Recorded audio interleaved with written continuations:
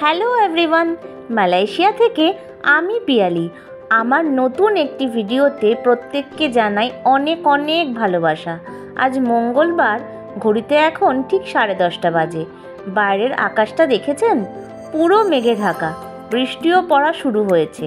সকাল থেকেই ভীষণ হাওয়া দিচ্ছিল, তারপরে মেঘে একদম ঢেকে গেছে, আর এখন তো বৃষ্টি পড়ছে। ওয়েদারটা বেশ ঠান্ডা। ভাবছি অল্প স্বল্প কিছু রান্না করব। আজকে ভাবছি নতুন একটা রেসিপি বানাবো পাবদা মাছ দিয়ে, যেটা আমি আমার মায়ের থেকে শিখেছি। তাহলে চলুন দেখে নিই। নিয়ে নিচ্ছি 4টে শুকনো লঙ্কা, আর নিয়ে নিচ্ছি 1 চামচ মতন রাঁধুনি, আর নিয়ে নেব 1 চামচ মতন জিরে। এটাকে বেশ কিছুক্ষণের জন্য জল দিয়ে ভিজিয়ে রেখে দিতে হবে। যারা শিলনোড়া ব্যবহার করেন তারা শিলনোড়াতেই মশলাটা বাটবেন। আমি এখানে মিক্সিতেই এটা পেস্ট করে নেব। যাক বাবা, ওদিকেও বৃষ্টিটা পড়ুক, আর আমারও এদিকে তাড়াতাড়ি রান্না হয়ে যাবে। আজকে বেশি কিন্তু ঝামেলার রান্না নেই আমার। আজকের মশলা কিন্তু এটাই, আর কিন্তু অন্য কোনো মশলা আমরা ইউজ করব না। জানেন, মালয়েশিয়াতে কিন্তু বৃষ্টিটা ভীষণ কমন ব্যাপার। প্রায় প্রতিদিন এখানে বৃষ্টি হয়। জানেন, আমি যখন প্রথম এখানে এসেছিলাম, এটাই সবথেকে বেশি আমাকে অবাক করেছিল। মাছের গায়ে নুন আর হলুদটা ভালো করে মাখিয়ে নিচ্ছি, যাতে সুন্দর করে নুন আর হলুদটা মাছের গায়ে লেগে যায়। বেশ কয়েক সপ্তাহ আগে শুনছিলাম দেশে খুব ঝড় বৃষ্টি হয়েছে। ওই রকম কাঠফাটা গরমের পরে যদি একটু বৃষ্টি হয়, তাহলে সকলেই একটু স্বস্তির নিঃশ্বাস ফেলে। আমাদের দেশে এবার যা গরম পড়েছিল, তার মধ্যে মায়ের কাছে শুনছিলাম খুব কারেন্ট অফ হচ্ছে। মশলাটাও আমার মিক্সিতে পেস্ট হয়ে গেছে, আর এদিকে একটা ফ্রাইং প্যান নিয়ে নিচ্ছি 3 চামচ মতন সর্ষের তেল, আর দিয়ে দিচ্ছি 1/2 চামচ মতন কালো জিরে। আমি কিন্তু তেলটাকে গরম করিনি, কাঁচা অবস্থাতেই মাছের গায়ে ভালো করে মশলাটা মাখিয়ে নিচ্ছি, যাতে মাছের গায়ে মশলাটা সুন্দর করে লেগে যায়। তারপরে এই মশলা মাখানো মাছটাই কাঁচা তেলের মধ্যে দিয়ে দেব। এই ঝড় বৃষ্টি হোক বা ঝড়ের আগে থেকে বা হুটহাট করে যদি কারেন্ট চলে যায়, সবথেকে বেশি অসুবিধায় পড়তে হয় সাধারণ মানুষদের। কিন্তু মালয়েশিয়াতে কিন্তু কারেন্ট অফ হয় না। এই বছরে 365 দিনের মধ্যে আপনি কখনো দেখবেন না যে কারেন্ট অফ হয়েছে।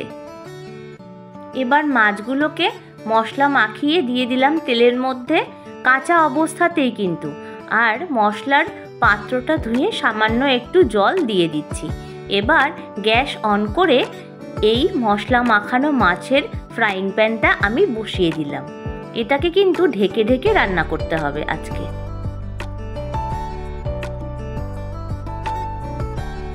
তবে মালয়েশিয়াতে একদমই যে কারেন্ট অফ হয় না, সেইটা বলাটা ভুল হবে। যদি কখনো কারেন্টের মেরামতির কাজ করতে হয়, তাহলে আপনাকে অনেক আগে থেকে নোটিশ দিয়ে দেবে। সেখানে তারিখ আর সময় উল্লেখ করা থাকবে, যাতে আপনার বুঝতে সুবিধা হয় যে কোন তারিখ আর কত সময়ের জন্য কারেন্ট অফ করা হচ্ছে। তাছাড়া এখানকার বিভিন্ন metropolitan city, shopping mall, train, অফিসগুলোতে যে লেনদেন হয়, সেগুলোও তো কারেন্টের। তাই যদি কারেন্ট অফ হয়, সেইগুলো পুরো থমকে যাবে, আর ব্যবসারও অনেক ক্ষতি হয়ে যাবে। আর জানেন তো, মালয়েশিয়ার সবথেকে বড় ইলেকট্রিসিটি ইউটিলিটি কোম্পানি হচ্ছে তেনাগা ন্যাশনাল বারহাদ, মানে TNB। একজন ইলেকট্রিক ইঞ্জিনিয়ারের মাসিক বেতন শুরু হয় মালয়েশিয়ান রিঙ্গিট 3600 থেকে 5000 রিঙ্গিটের কাছাকাছি। এই ধরুন ভারতীয় টাকায় 65,000 থেকে 90,000-এর কাছাকাছি। মাছটা কিন্তু আমার কষে এসেছে, তেলও ছেড়ে দিয়েছে, তাই উপর দিয়ে দিয়েছি চেরা কাঁচা লঙ্কা। ভালো করে ফুটে উঠলে এই সময় মাছটা লেগে যাবার চান্স থাকে, তাই আলতো করে উল্টে পাল্টে দিতে হবে, যাতে না লেগে যায় তলায়। আর দিয়ে দেব 1/2 কাপ মতন গরম জল। ফুটে উঠলে দিয়ে দিচ্ছি উপর দিয়ে কুচনো ধনেপাতা। আর একটু ফুটে উঠলেই তৈরি হয়ে যাবে আমাদের এই রাঁধুনি পাবদা। ভিডিওটা ভালো লাগলে অবশ্যই লাইক, কমেন্ট আর শেয়ার করবেন। আর যারা নতুন বন্ধু তারা অবশ্যই আমার চ্যানেলটাকে সাবস্ক্রাইব করবেন।